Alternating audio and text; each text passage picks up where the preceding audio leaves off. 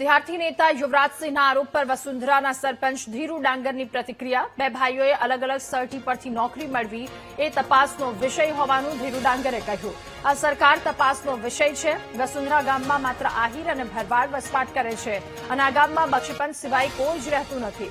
જો યુવકો પર આરોપ લાગ્યો છે તો બંને ભરવાડ છે અને બંને નોકરી કેવી રીતે મેળવી એ તપાસનો વિષય છે, ધીરુ ડાંગરે કહ્યું।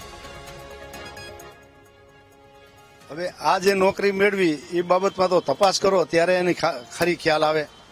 બાકી જે કાંઈ હું તો એવું માનું છું કે અત્યારે નોકરી મેળવવી બહુ મુશ્કેલ છે, ભણાવવા બહુ મુશ્કેલી છે, પણ ભણ્યા પછી એનો સદુપયોગ કરી અને જો નોકરી મેળવે તો એને ધન્યવાદ કહેવાય, બરોબર છે।